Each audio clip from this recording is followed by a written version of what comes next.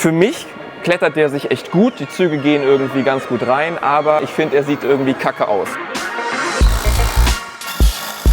Kunst. Boah. Findest du den Punkt irgendwann? Ja. Und super geil. Ja! Geil!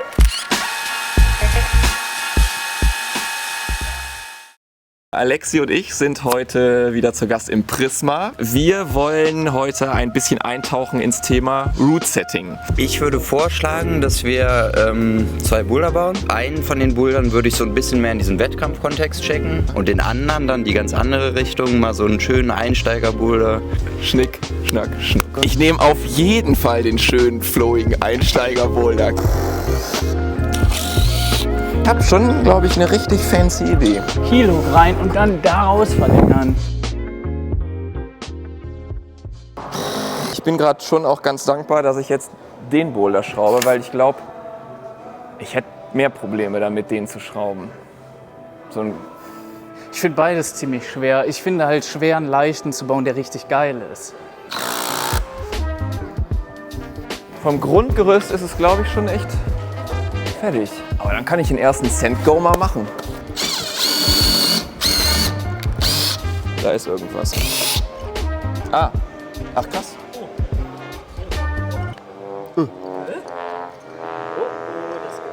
Das gibt. Das gibt Ärger. Meinst du? Bei dir?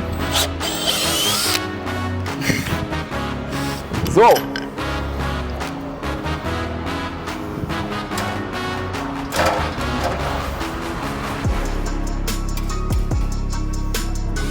Okay, das geht gar nicht. Meine Idee. Warte, ich habe, glaube ich, euer Mikro zerstört. Nee, Magnet. Die Idee war jetzt einfach mit einem richtig guten Startgriff, mit einer leicht dynamischen Bewegung zu beginnen. Und dann war ich irgendwie hier und habe gedacht, okay, cool, mit so einem Untergriff.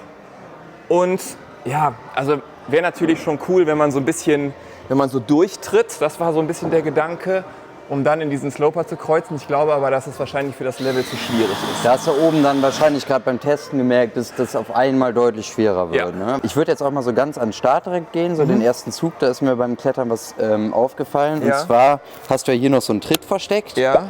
Da ist erstmal die Frage als Anfänger, sieht man den überhaupt oder gehst du an die Startgriffe und gehst dran? Ne? Okay. Aber der macht es natürlich schon leichter und da wäre dann auch direkt so ein Ding, weil ich und du können mit dem linken Tritt und der rechten Hand, wir kommen dran. Ja. Aber wir haben so ein bisschen die Regel, gerade bei leichteren Sachen, dass schon dieser Ellenbogencheck da ist. Zum Beispiel Annalena, meine Freundin, die ist 1,60. Ja. Und gerade in leichteren Bouldern ist es immer, wenn du eine Position einnimmst, die kleinere nicht einnehmen können, ist es eigentlich schon mal ein bisschen fehl am Platz. Also für Level 3 ist es dann schon ein ambitionierter Zug, deswegen würde ich schon sagen, kann man den ein bisschen näher nehmen. Ja. Und was mir auch aufgefallen ist, was du vielleicht noch verändern könntest, den Griff hast du jetzt ja sehr gerade hier hingelegt. Ja. Ne? Und wenn du den Griff wirklich gerade hinlegst, kannst du dich an dem eigentlich nur bewegen, indem du dran ziehst und kannst nicht durch irgendeine Positionierung noch Höhe gewinnen. Okay. Ich gucke immer so ein bisschen, dass Tritte und Griffe so gedreht sind, wie auch deine gedachte Belastungsrichtung ist. Ja. Das heißt, wenn du jetzt hier dran kommst, willst du ja nach hier ziehen, das heißt, du könntest den noch so ein bisschen öffnen. Ja, das ist dann viel zu schwer. Da oben, genau, kannst du ja überlegen. Ich meine, es ist jetzt schon in dem Level durchaus, kannst du den Griff da oben einbringen, der ist ja nicht gut. Ja. Aber vielleicht musst du einfach noch 1, 2 Tritte dazu bringen und vielleicht noch einen kleinen Seitgriff. Weitermachen. Du schaffst das. Du schaffst das. Und jetzt gehen wir hier zu dem da. Du könntest ja für die Orientierung mir erstmal so ein bisschen sagen, wo bist du hier in deinem Boulder? Ja. Was ist dein Stand? Also, Start wird irgendwo hier so sein, das weiß ich noch nicht genau. Dann links, rechts Toe-Hook, dass man hier hochgeht. Toe-Hook nachsetzen. Dann wird man hier auf die Leiste gehen. Ich muss mal gucken, dass man das halt nicht mit der Kante cheaten kann. Dann geht es hier eigentlich in Stützer. Dann wechselt man in Heel Hook, stützt da hoch, Fuß zur Hand oder so und dann in den Untergriff. bin halt jetzt mit diesem Schultergriff schon so weit nach links gegangen, dass man halt bloß nicht den machen kann. Und zur Not muss ich den da rausnehmen. Und wenn der weg ist, dann kann man das auf jeden Fall nicht cheaten. Es soll halt trotzdem noch im Easy B bleiben. Ne? Ja, und gerade in dem Level musst du auch irgendwann dann Schuhe anziehen und an die Wand, um das testen zu können. Ne? Und hast du dir schon Gedanken gemacht, wo du jetzt die Zone haben willst? Schon Wahrscheinlich im Untergriff. Ja, wobei vielleicht auch in diesem Schultergriff. Die Zone muss ja nicht mit 2 Händen gehalten werden, oder? Nee, also laut Reglement in so einem Wettkampf muss die dafür benutzt werden, um in eine stabile Position zu kommen. Okay. Das heißt, kontrollieren mit einer Hand reicht. Okay. Ja, dann wird es wahrscheinlich sogar der da drüber sein. Also das ist eigentlich der erste richtige Krux-Zug. Aber wenn jetzt optisch, würde ich schon sagen, du bist ja dann schon relativ hoch. Und das hier unten sieht ja schon nach einer echten Krux aus. Dann musst du jetzt schon mal gucken, was du in der zweiten Hälfte noch abfragst. Ne? Dass du jetzt noch mal an eine Stelle kommst. Also hier würde ich dir zum Beispiel empfehlen, noch mal die Wand auszunutzen, vielleicht dann nach rechts zu wandern und vielleicht diesen Bogen zurückzumachen. Dass du einfach dir jetzt noch mal überlegst, was kommt jetzt nach der Zone zum Top. Okay. Aber ansonsten sieht das ja schon mal super aus. Da sieht man, du hast ja auch schon mal ein paar Boulder in deinem Leben gemacht. Ne? Schade, den Tritt fand ich eigentlich so schön. Muss man alles machen auf der Sache.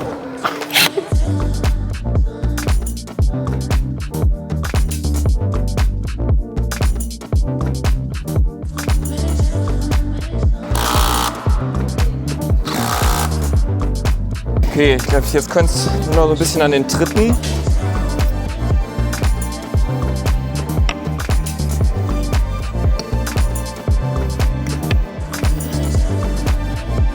Okay, der muss dann doch näher. Ich weiß nicht, ob der Kleine jetzt hier reicht. Schon. Boah, ich bin voll überfordert mit dem Volumen hier. Das kann ich schon langsam. Mit dem kleinen Volumen? Ja. Mit der Schraube im Mund, das sieht natürlich auch professionell aus. Ich finde, der sieht jetzt arg gut aus. Da um die Ecke. Hoch? Arg gut. Gut? Sehr gut, das ist ja Monster, der hängt. Das war jetzt schon eine Kritik, ne? Meinst du, aber wie soll ich den denn dann drehen?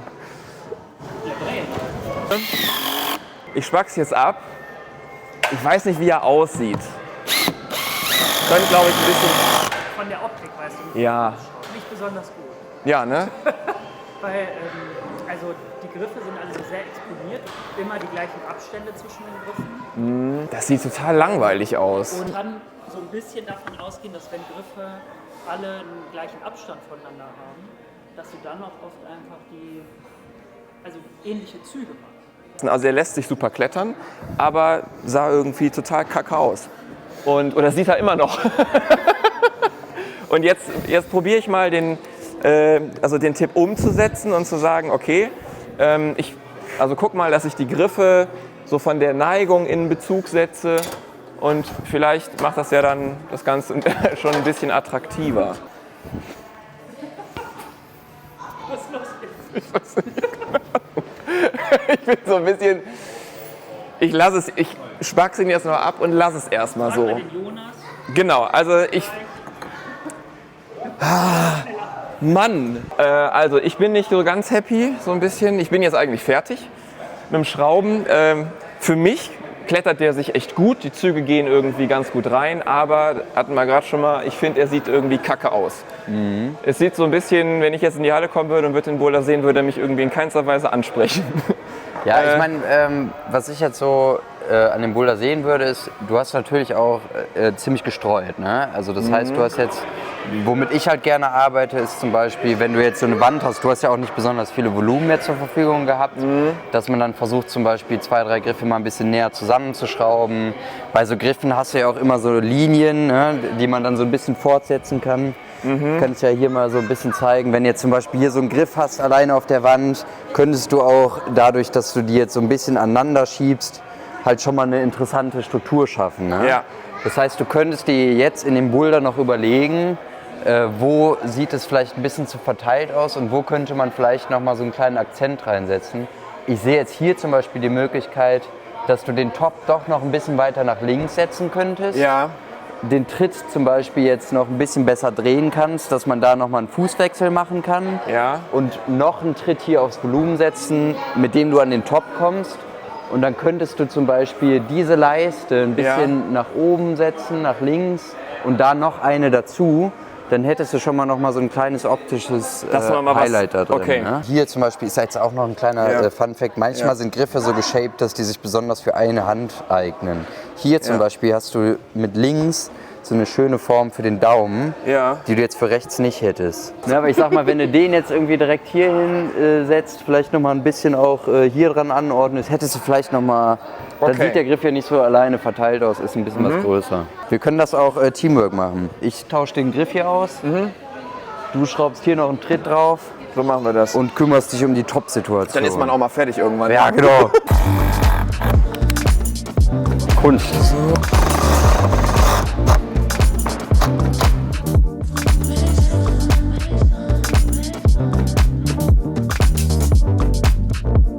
Ich hole mir sofort ein Abo.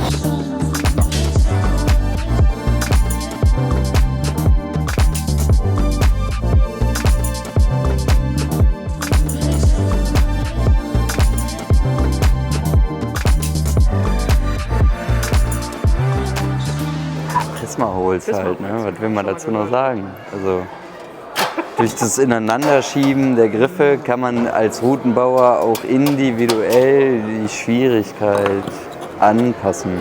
Also jetzt mit den ganzen Tipps hier von den Meistern, es sieht jetzt viel ansprechender aus. Nee, also ich finde auch, da sind jetzt irgendwie gute Verbesserungen eingetreten. Jetzt hast du nicht mehr so ein verstreutes, ich sage immer so Konfetti-Bild. Ja. Siehst du oft, wenn Anfänger irgendwie, da machen die sich nur Gedanken, hier brauche ich einen Griff, hier brauche ich einen Griff. Ja. Aber haben dieses Gesamtkonzept nicht im Blick. Ne? Und jetzt guckt man hin, du hast dir da Gedanken gemacht, dass so ein paar Linien mal fortgesetzt werden. Ich denke, was jetzt der nächste Step wäre, um zu gucken, ob du für das Level auch treffend geschraubt hast. Wir suchen jetzt gleich mal einen Ludi da hinten. Ja. Schicken ihn mal rein und gucken mal, ob der auch intuitiv die Züge so macht, wie du dir das gedacht hast. Dann kommt jetzt die Testphase schon. Ja, krass. Jetzt kommt die Testphase. Ja. Wie ging es dir jetzt so beim Also ich muss sagen, ich bin erstaunlich schnell, obwohl das jetzt bei mir so lange her ist, wieder voll drin. Ja, ich war nie drin. Ja, das ist der große Unterschied. Felix, grüß dich. Das ist mein 3. Boulder, den ich bisher geschraubt habe. Ich bin total gespannt, wie du den jetzt kletterst, ob das jetzt wirklich intuitiv geschraubt ist oder ob du den ganz anders kletterst. Also, Top ist oben links und Start ist der hier. Ah, schön. Alright. Okay.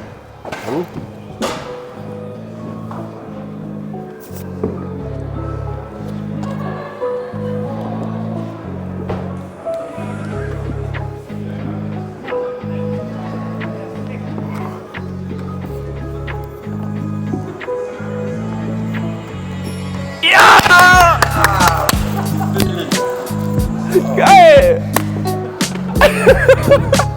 Eine Schönheit, hör mal. Und was sagst du? Ich finde ihn wundervoll. Tschö. Felix, damit hast du die Anstellung jetzt hier.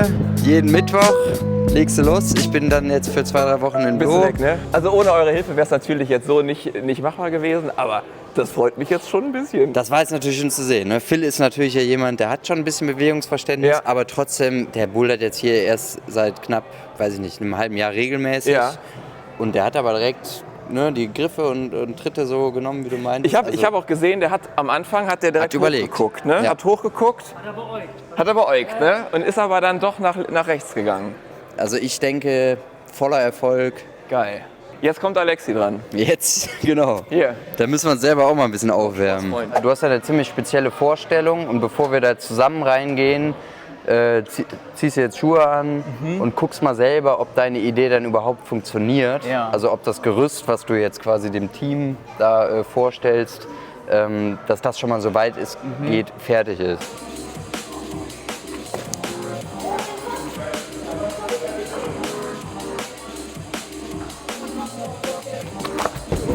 Also der ist, glaube ich, echt zu klein.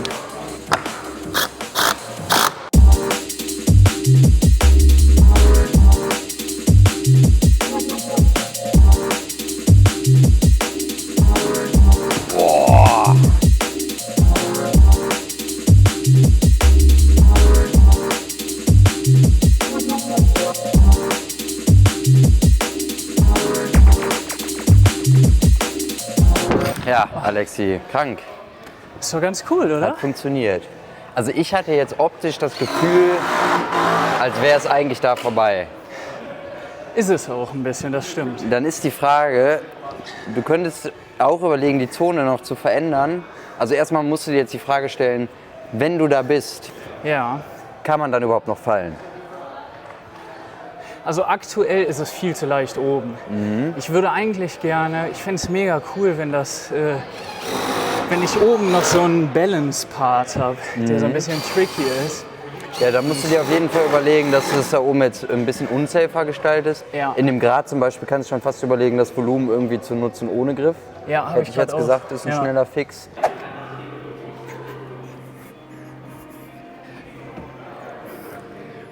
Boah, come on.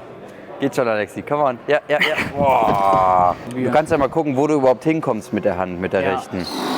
Sodass du wirklich zwingst, dass dieses Matchen Ja. und das um die Kante positionieren Ja. nochmal eine Stelle wird. Ne?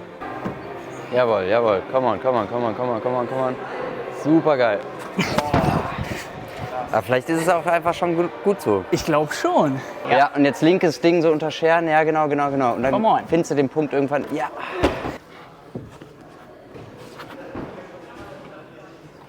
Nice, come on.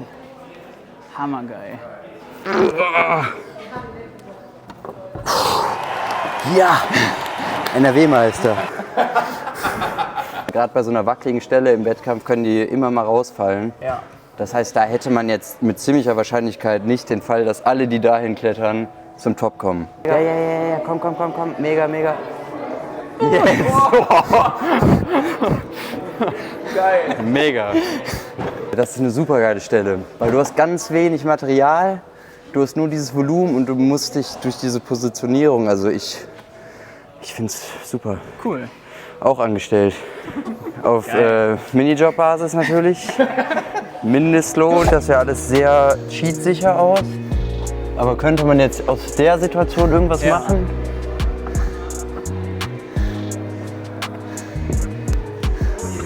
Wahrscheinlich das. Und das ist bei Wettkampfbouldern natürlich immer, die Leute versuchen die safeste Variante. Ja, Ne? ja. Und jetzt wäre hier die einfache Option, den so zu deckeln, dass du den auch wirklich nur mit einer Hand greifen kannst. Das ist schwer zu verhindern. Wie wäre es, wenn man den Tritt hier rausnimmt? Ja. Braucht man den unbedingt? Nee, ne? Nicht unbedingt. Von hier vielleicht, ist aber auch super schwer. Von hier könnte auch noch gehen. Da ist jetzt, Ist auch schon sehr weit, ist oder? auf jeden Fall weit, ja. Bam!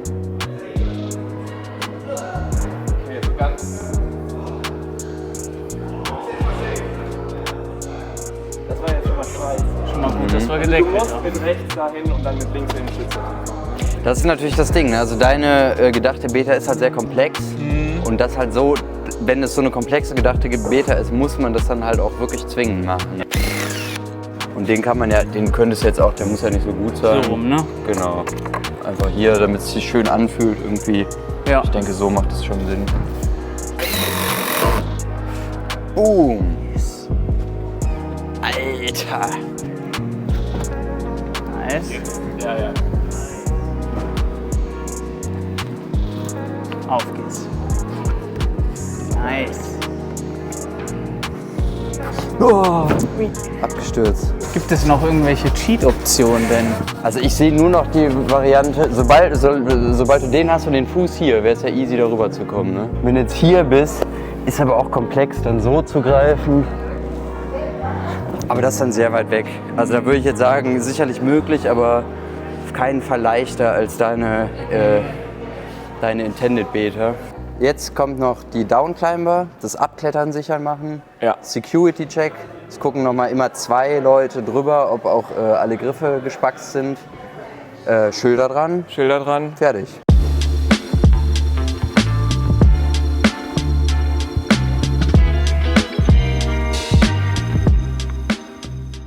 Wir sind fertig für heute. Jonas, vielen Dank an dieser Stelle, dass du dir die Zeit genommen hast, dass wir hier in der Halle das mit dir machen durften. Und ja, wir hoffen, euch hat es gefallen. Bis zum nächsten Mal. Ciao. Ich habe jetzt gar nicht Tschüss gesagt. Ciao.